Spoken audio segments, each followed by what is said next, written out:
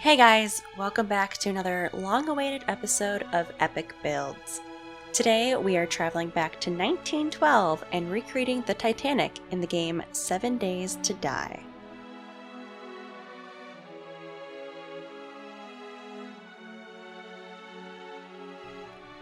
This project actually started off as a joke, and well, you can see the results, and the joke's on us. Overall, the build took about 2 months to finish up. Now, if you're unfamiliar with 7 Days to Die, any buildings created in the game have a structure limit. So, not all the rooms on the ship are decorated, as they had to be sacrificed for support beams. Otherwise, the build would fall apart completely.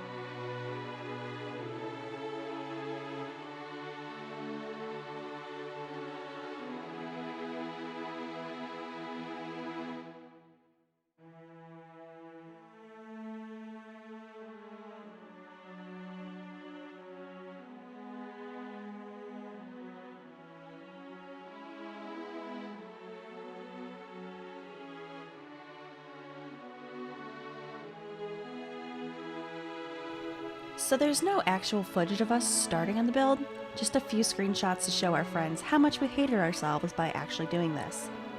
But what we ended up doing was using a 1-to-1 ratio for the length of the ship from deck plans from Encyclopedia Titanica. For the width, I remember doing 1-to-1 and it seemed too skinny, so I doubled it and it seemed like it matched up way better. You guys can see in the photos that we used colored blocks to help us plan out where walls and room outlines went.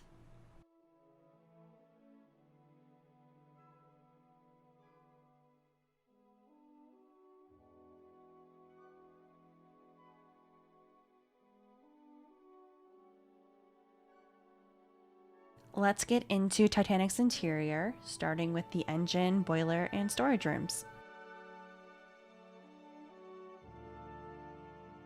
Here's the final result of the engine room, located on the lowermost deck of the Titanic. You'll see that there's a lot of columns that we needed to place, and those are the support beams we needed to hold up the ship. But in between, you'll see a replica of the engine room and the gigantic pieces of machinery to help make the Titanic move.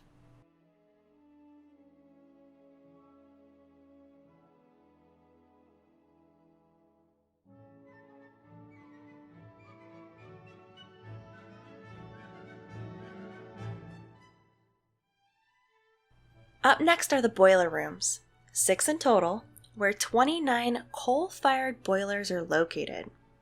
The coal storage is on the opposite wall, where the workers, called firemen, would shovel around 600 tons of coal per day. We're moving up to the orlop deck, where we get a glimpse of the switchboard platform, as well as the start of some of the refrigerated storage rooms located towards the back of the ship. The orlop deck towards the front of the ship housed large cargo, like crates and automobiles. Going up the stairs will take you to the G deck, where we find more chilled storage. The third class. The G deck was also the lowest deck to house rooms for the third class passengers, whom were the majority of passengers on Titanic. These rooms were considered luxury, with electricity and running water, as well as decent mattresses, pillows, and blankets that were provided for them.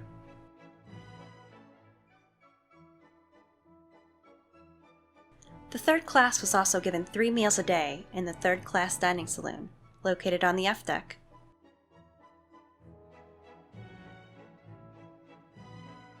In this flyover shot, we see the back of the ship, also known as the poop deck, which was the third class promenade, the deck area dedicated for third class passengers. Here we see the third class entrance, which brings us to the main stairwell. A picture of the real Titanic stairwell is shown here. And the entrances to the third class smoke room on the right and the third class general room on the left. These were areas for the third class to gather and socialize.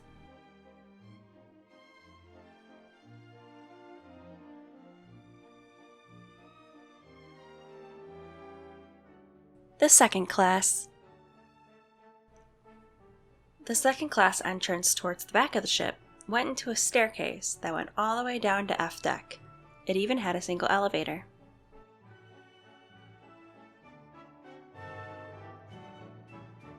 The B deck housed the second class smoke room, a male-only area decorated in oak, with a bar for stewards to supply drinks and cigars. On the C deck, the second class library was a combination of a library, lounge, writing room, and drawing room. It featured a large bookcase where passengers could borrow a book to read for the voyage.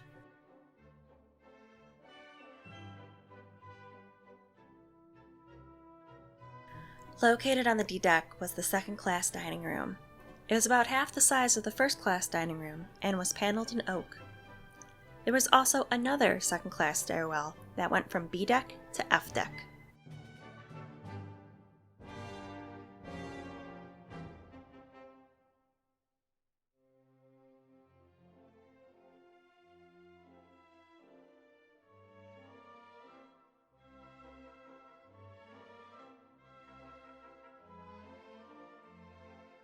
This section on E deck is where the second class passengers would have boarded the ship.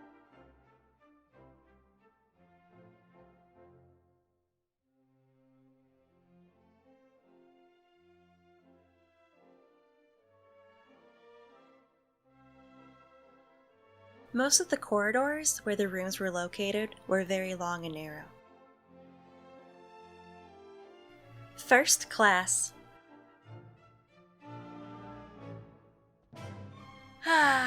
The famous grand staircase, probably the most recognizable and impressive architecture feature of the Titanic. This centerpiece of the ship, and also a major gathering area for first-class passengers, had that beautiful glass dome ceiling and went from the boat deck down to the F deck.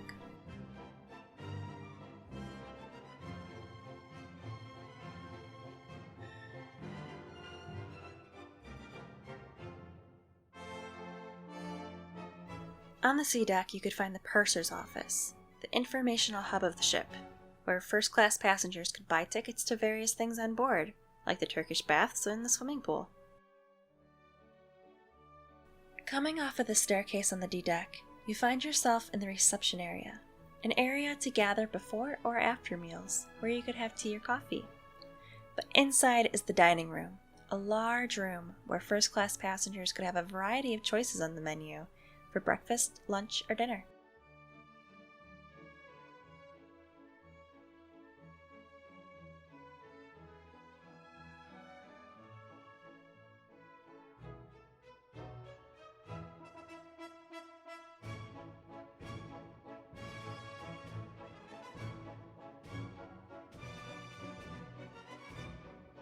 The ship had 3 elevators for the first class that ran between A deck and E deck.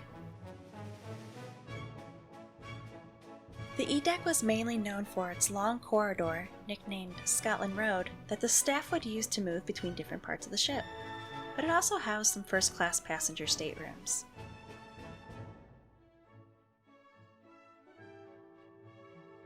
As the stairwell narrows, we find ourselves on the F deck, where the Turkish baths can be found. Women were allowed from 9 to 12 a.m., while men were allowed from 2 to 6 p.m.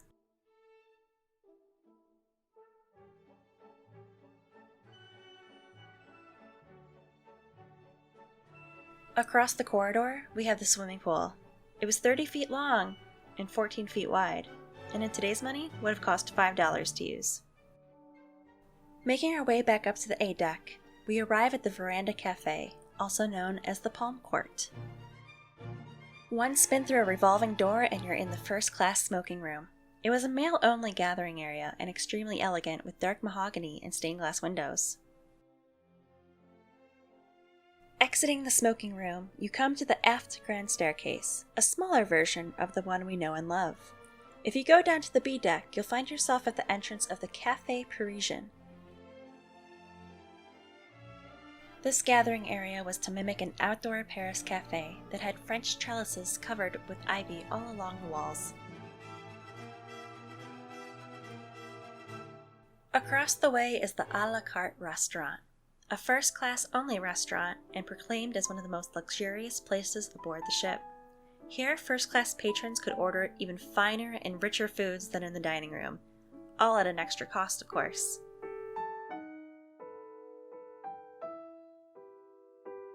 Our final stop on this journey is to one of the largest first-class staterooms on the ship, B-52, 54, and 56. In the 1997 movie Titanic, this is where Rose's company was staying. However, it was occupied by Bruce Ismay on the real ship. It was made up of a sitting room, 2 bedrooms, a private bathroom, and a private promenade.